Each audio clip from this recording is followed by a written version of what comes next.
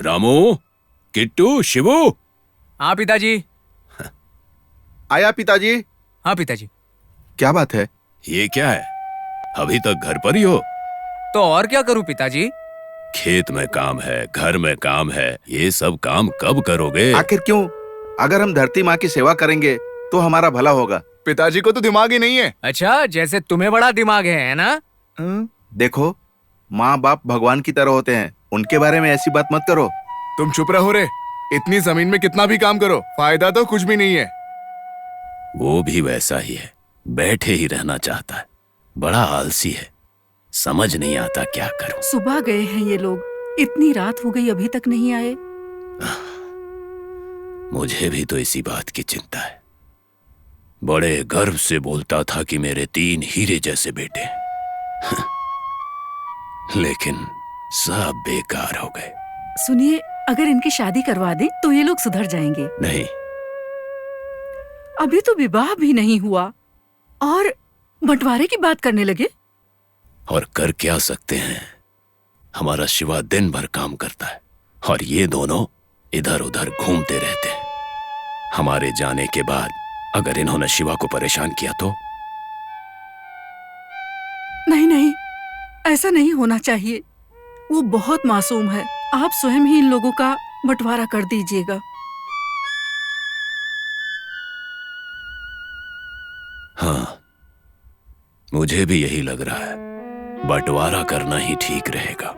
ठीक है जी, घर बगीचा खेती सब कुछ बांट दीजिए, लेकिन हमारे घर में जो कीमती मोती है उसका बंटवारा अभी मत कर देना आप। क्यों? उसका बंटवारा क्यों नहीं वो करेंगे? कीमती मोती आपके पूर्वजों को किसी महान स्वामी जी ने दिया था, उसके बाद ही आपके घर में सुख समृद्धि आई है। उसे मत बांट देना। आपकी बात सही है, लेकिन उसे 3 हिस्से में कैसे बांटेंगे? बेच देंगे क्या? छी छी, नहीं, उस मोती को बेचना मतलब खुद को ही बेचना है। अगर ये ठीक से रहते तो दिक्कत ही नहीं होती। अब जब बंटवारा करना ही है तो उस मोती के बारे में भी कोई फैसला तो लेना ही होगा।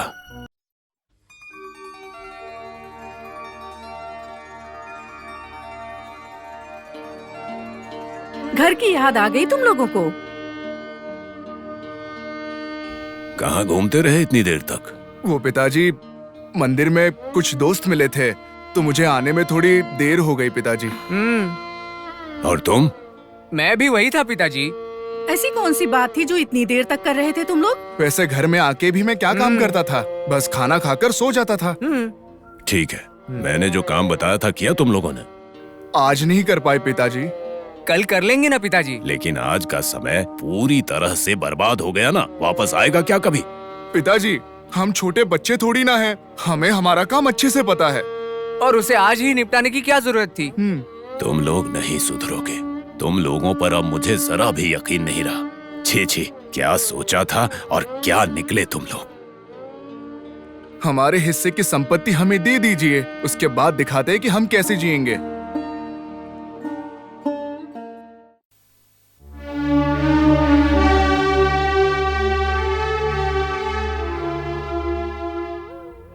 देखा तुमने? इन्होंने खुद ही अपना हिस्सा मांग लिया हमसे। तो उसमें गलत क्या है पिताजी? आज नहीं तो कल संपत्ति का बंटवारा तो करना ही है। और आप ही कर देंगे तो हम लोग झगड़ा भी नहीं करेंगे।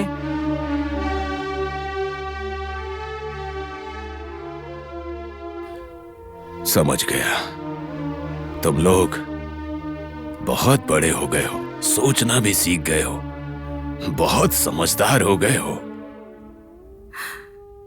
कहावत है ना कि माँ बाप अपने बच्चों को बड़ा करते हैं, लेकिन बच्चे माँ बाप को अकेला छोड़ देते हैं। मैंने सोचा मेरे बच्चे ऐसे नहीं हैं। एक दूसरे से झगड़ा करके हमें क्या मिलने वाला है माँ? बस हमें अपने हिस्से की संपत्ति दे दो। साथ में रहेंगे तो कोई आगे नहीं बढ़ पाएगा।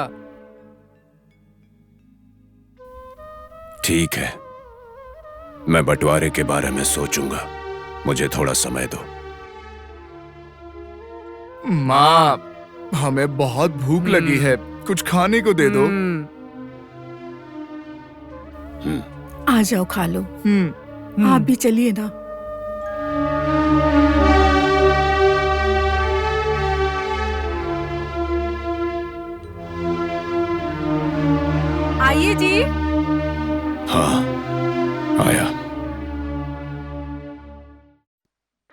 तुमने जो कहा था वो सच हो गया। कौन सी बात केशव? वही तुमने कहा था ना, संपत्ति को अपने बेटों के बीच बांट दो, वो सच हो गई। अच्छा, तो उन्होंने मांग ही लिया? शिवा को छोड़कर उन दोनों ने मांग लिया, सामने से मांग लिया मेरे भाई। तो देर मत करो, जल्दी से कर दो। बंटवारा करना ही उचित रहेगा, मैंने भी निर्णय ले लिया है। केशव, तुमने अपनी पत्नी से पूछा? हाँ, पूछा था। अब वो भला क्या बोलेगी? कहा कि ठीक ही है। ठीक है, जितनी जल्दी हो सके बंटवारा कर दो। अच्छा भाई, हमारे घर में एक बहुत ही कीमती मोती है, उसे कैसे बांटूं ये समझ में ही नहीं आ रहा। तो तुम्हारे पास एक कीमती मोती भी है? हाँ। उसको तो तोड़कर भी नहीं बांट सकते हैं और बेच भी नहीं सकते हैं। यही तो समस्या है मेरे भाई। केशव, तुम एक काम करो, बंटवारे की तैयारी करो, तब तक मैं कुछ सोचता हूं।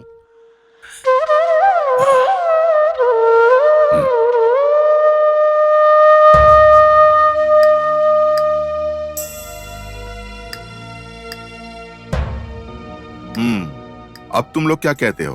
तुम्हारे हिसाब से बंटवारा तो हो गया, सामान का हिस्सा लग गया, अब इसमें किसी को कोई आपत्ति तो नहीं है ना?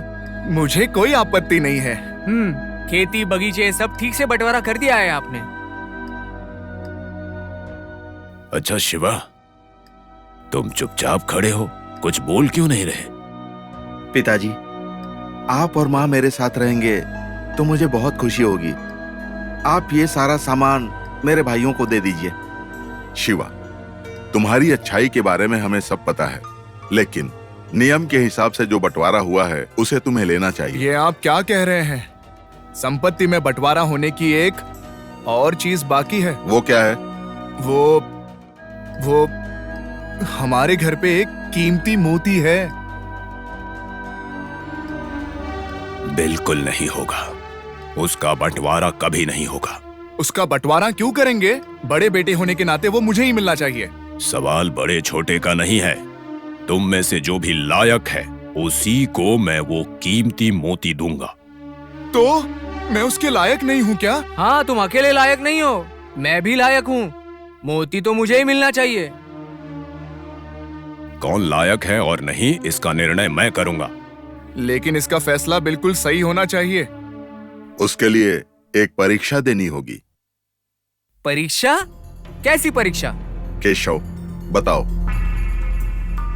तुम तीनों को मैं 1 महीने का समय देता हूँ। जो भी बड़ा काम करेगा और सबसे बड़ी उपलब्धि हासिल करेगा उसे ही वो मोती मैं दूंगा।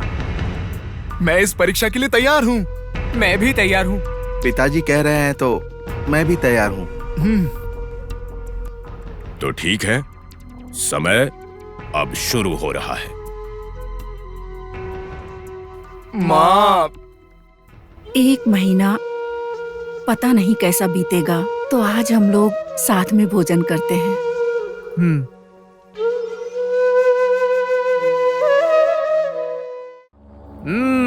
विक्रम राजा, माँ बाप की संपत्ति में हिस्सा मांगना तो बच्चों का सहज स्वभाव है ना। माँ बाप की इच्छा हो या ना हो, फिर भी बंटवारा करके देना ही पड़ेगा ना, समझे?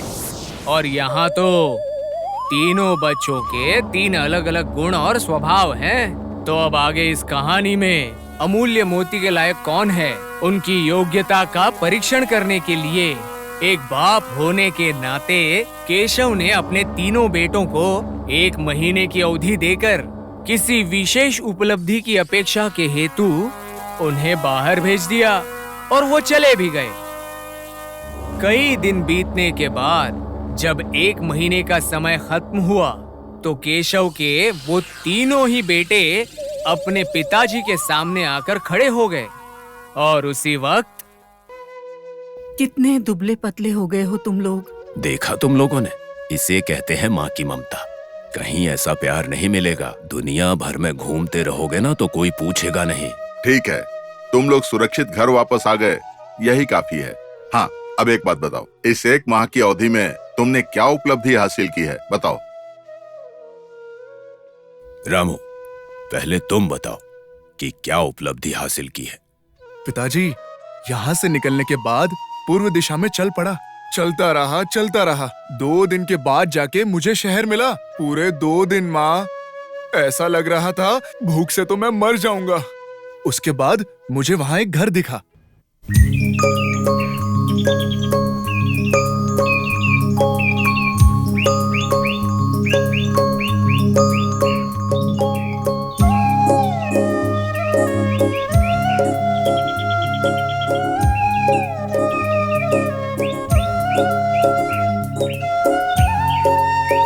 उसके बाद वहां जाके मैं थक के बैठ गया।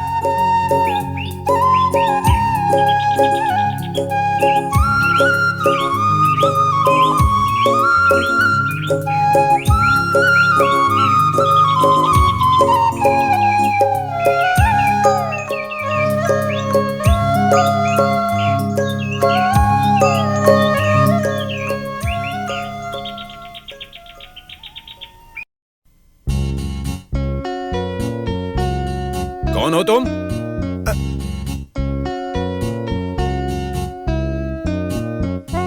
मैं एक तीर्थ यात्रा की काशी में जा रहा था। रास्ते में मेरे सारे पैसे चोरी हो गए सेठ जी। अभी खाने के लिए भी मुश्किल हो गई है। अरे रे रे, बहुत बुरा हुआ। अच्छा, आज मेरे घर पे ही रुक जाओ, खाना खा के आराम कर लो। कल सुबह जब जाने लगोगे तो कुछ पैसे दे दूंगा। नहीं सेठ जी, पैसे नहीं चाहिए। भूख लग रही है, थोड़ा खाना खिला दो। पैसे नहीं है तो आगे जाओगे कैसे? पैसा भी चाहिए, यात्रा भी करनी है। अब तो काम करके ही कमाई करनी है, तभी तो जाके भगवान को बहुत अच्छा लगेगा। आहा, कितने उत्तम विचार हैं। अच्छा, एक काम करो, तुम यहीं पर रुको, मेरे ही घर में कुछ दिन के लिए काम कर लेना। उसके बाद जाके पता चला घर के मालिक का मोतियों का कारोबार है। हमारा मोतियों का कारोबार है, तुम बस काम करो और मैं तुम्हें वेतन दूंगा। मैं आपका आभार मानता हूँ सेठ जी, लेकिन क्या मैं आपके यहाँ 3 हफ्ते काम कर सकता हूँ? क्योंकि मुझे काशी यात्रा में भी जाना है और फिर मुझे उसी मुहूर्त में काशी विश्वनाथ के दर्शन भी करने हैं। अच्छा ठीक है, आगे का जैसा भी होगा देख लेना। अभी चलो खाना खाने, भूख लगी होगी। चलो जी।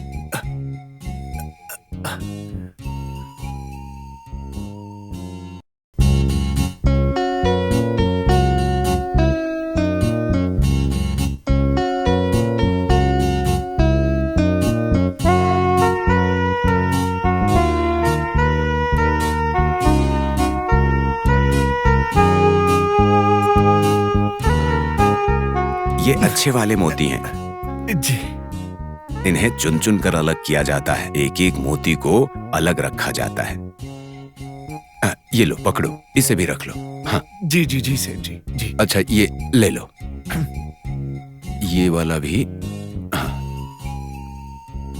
ये देखो, बहुत ही कीमती है, इसे भी रख लो। जी। अच्छा है ना? बहुत अच्छे मोती है। चमक रहा है ना? हाँ। ये लो, ये भी पकड़ो।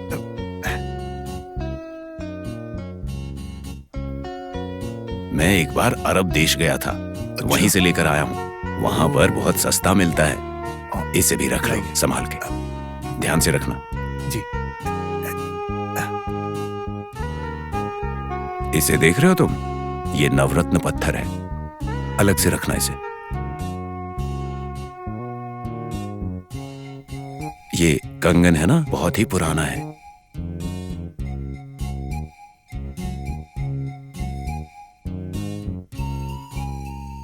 अच्छा सुनो रामू, तुम्हें बहुत ही जरूरी काम करना है। जी सेठ जी, ये तो मेरा कर्तव्य है। जानते हो इन मोतियों की कीमत लाखों में है। इसे मेरे दोस्त धनपाल तक पहुंचाना है। सेठ जी, क्या इतनी कीमती मोतियों को मैं लेके जाने वाला हूँ? तुम पर मुझे पूरा भरोसा है। देखो, मना बिल्कुल मत करना, तुम ये कर सकते हो। भगवान, इनके भरोसे को संभालने की मुझे शक्ति दे दो भगवान। सेठ जी, दे दीजिए।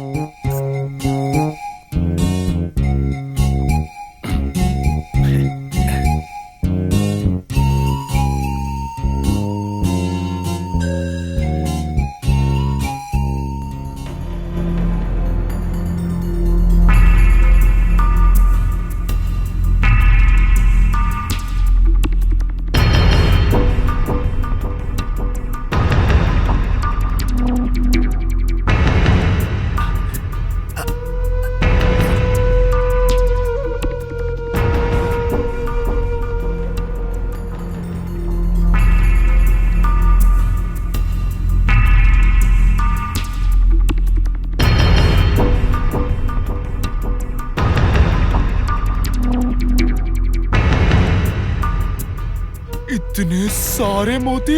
हाँ? अगर इनमें से मैं थोड़ा रख लूं तो किसी को क्या ही पता चलने वाला है। हाँ?